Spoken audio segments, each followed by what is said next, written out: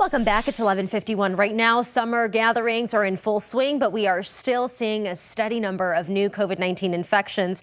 And joining us right now is Dr. Jeffrey Potoff from UW Health. So, Dr. Potoff, as we know, Summerfest, 4th of July, those all might be some outdoor activities. Is there a potential to see an uptick in cases, do you think?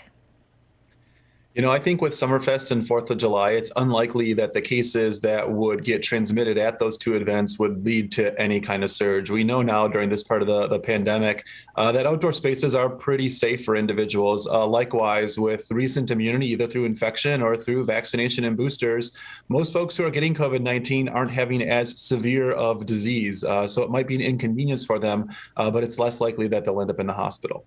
And I wanted to ask your opinion on this. With festivals like Summerfest, for example, not requiring proof of vaccination or not requiring a negative COVID test, is this a concern for you moving forward?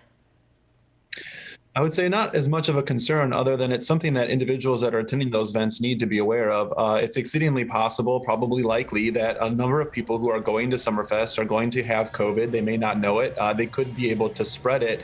And those that then attend that event who are unvaccinated or have no protection, they do have some risk of developing a severe disease.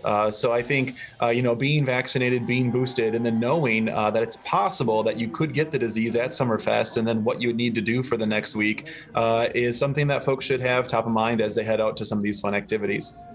And when it comes down to COVID and the subvariants, how quickly is this virus mutating?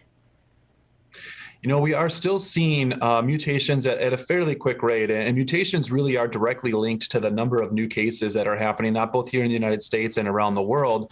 And it might be a 1 in a million event, but when you have, tens of millions of people who've had COVID, you do see these variants. So we are seeing waning of BA2 variant. We're seeing BA 2.12.2 the most prevalent, with BA5 and BA4 close on its heels. So I think we'll continue to see, just different waves of these variants, all of them so far covered by vaccines against severe disease. So nothing to worry about, but we are seeing differences in variants as we go forward. All right, Dr. Jeffrey Potoff breaking down everything that we need to know on this Monday in terms of COVID-19. Thank you so much for joining us.